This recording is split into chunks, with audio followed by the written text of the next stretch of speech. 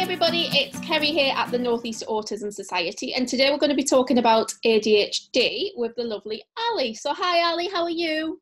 Hi Kerrie, how are you? I'm fine, thank you.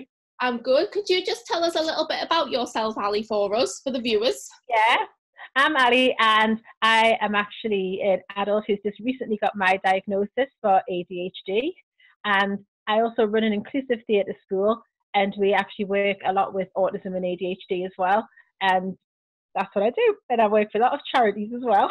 Great. So Ali, you're saying you've just got a diagnosis. How old are you now?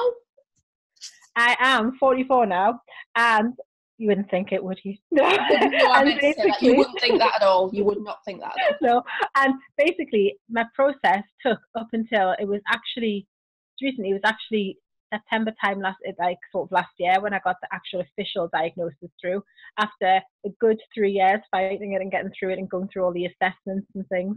Okay, so what was it that started you on that journey, Ali? What made you kind of think, I'm going to go for this diagnosis?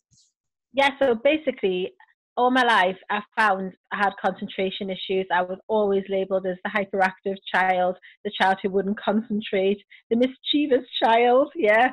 I used to get told I had a lot of personality, that was it.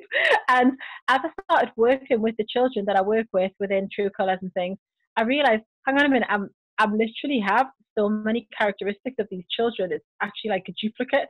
Mm-hmm. And even though everyone's different, I recognised a lot in myself. Mm-hmm. And then a lot of things that I struggled with was things basically about rejection. I find that really hard to deal with. Emotions, I used to find things hard with that. And I knew that I had to do something about it, really, just so that I could access that help for myself as well. Mm-hmm. So going through that, obviously the process, how long did the process take altogether for your ADHD diagnosis? Right, so I went to doctors initially, and they were like, well, what difference would it make? And I was like, actually, it'll make a really good difference, because this will give me answers to the way that my life's been, the situations I've ended up in and things. Mm-hmm. And I got referred from the doctor eventually when my anxiety went sky high. And it took about 2 years on the waiting list, literally, to get everything to the final bit. Right. And how did you feel when you were going through that process? Because obviously 2 years is quite a long time. How did you feel? Really long. How were you feeling? I was really frustrated, because basically I was left there to try and self-help myself, which I'd done all my life anyway. I was lucky because as a child, I think I was helped because my dad's a consultant psychiatrist. Mm-hmm. Okay. So he gave me coping mechanisms and things, and he understood me really well. So I think as I went into adulthood and didn't have that behind me as much, it was more apparent to me. And whilst I was in the process, I felt there was no support out there because I didn't have a diagnosis. Mm-hmm. But at the same point, I knew that I had something. Mm-hmm. Yeah. So when you got the official diagnosis, obviously after 2 years, how did that feel, Ali? What was that like? It was a massive, massive relief to me. It was the fact that I knew there were answers now. I knew there was help out there. And also, it made me realise that everybody can still achieve though when they've got things, because I have still achieved.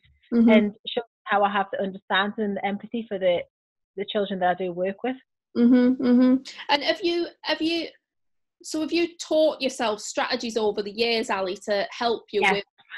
Mm-hmm. Massively. I mean, over the years, I had mindful colouring books.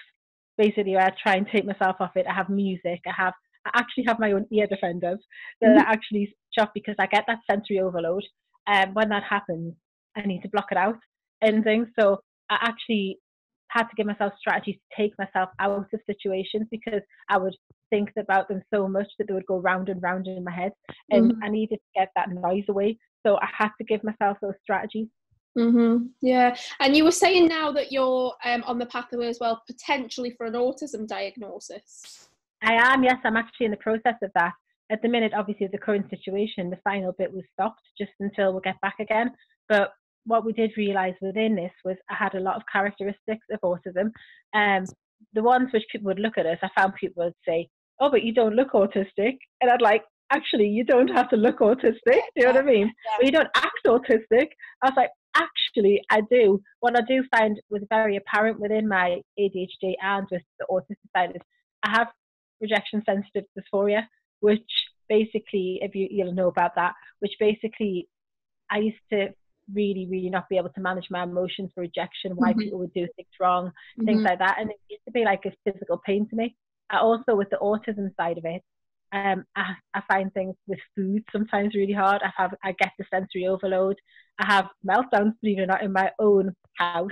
Outside, I'm as calm as can be. When I Yeah. get home into my own environment, I do have those emotional like meltdowns, what people would call them.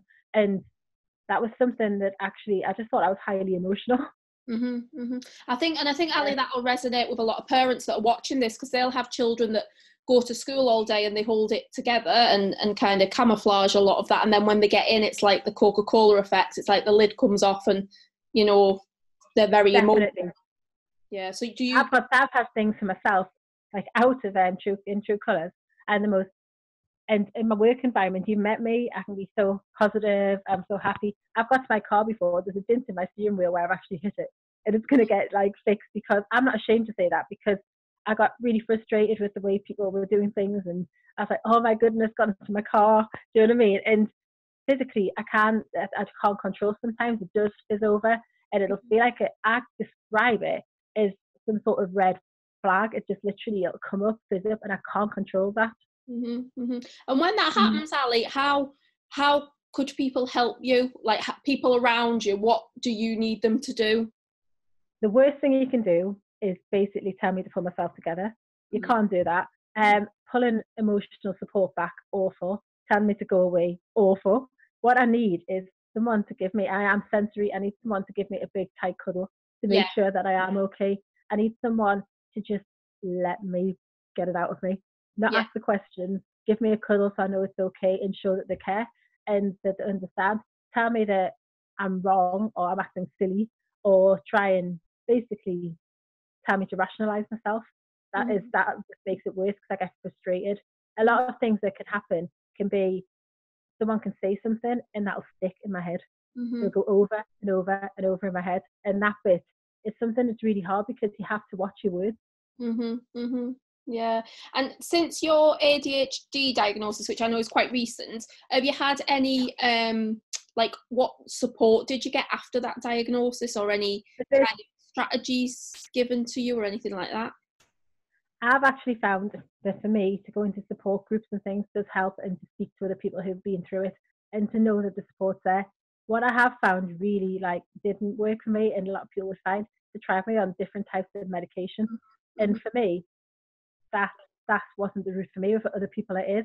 And Yeah. that was just because I didn't like the way it made me feel, and it made me understand how the children feel as well, when they're getting put on different meds and things, and the withdrawal of it and things. Mm-hmm. So for me, it made me look into different strategies to go to help groups, to talk to people who've been through it and things, Mm-hmm. which is massive. Yeah, that's really useful. So going forward in the future, do you think you'll get an autism diagnosis? I do. Yes, I actually do. When I look back now, my niece has autism. Right. It's in the family and things as well. When I look back now, I think, how wasn't it picked up on? But I suppose I learned to mask it, and that's something that is also common in girls. I Yeah. learned to be a different person out in public and things, Mm-hmm. and it was the way of living. I realised that I've had this mask all my life, basically.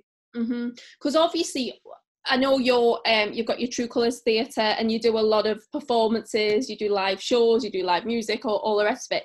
I suppose for people looking at this that maybe don't understand autism and ADHD, they might say, well, if she's autistic, how can she go out and perform in a musical, for example? But I'll tell you something. Like for me, the audition process, that so makes my anxiety go through the roof.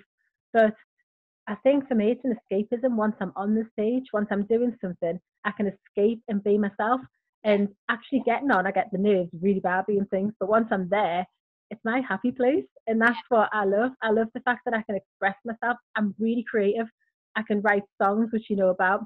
I could write poetry just as if I'm speaking. And that's something that I've got. And I think that's part of the gift that I've got. Yeah, and that's so creative, isn't it? And I think there are them misconceptions again out there that, autistic people wouldn't be able to stand on a stage because they don't want friends, they're shy, they're withdrawn, all of these misconceptions that we hear. And you're showing that obviously, well, those misconceptions are they're misconceptions, and people need to understand. They are. And a lot of the children who come to me in my theatre school, that's how they express themselves. They can come in and not talk. They can come in, a lot of children, but the music will make them come out of themselves and they express themselves so well. And it's absolutely beautiful to see. And I do feel that's where I can express emotions and things. So I totally agree with you. Yeah, brilliant. Oh, it's been lovely chatting to you, Ali. Thank you so much for that insight. And if anyone has any questions or anything, then let us know. Get in touch.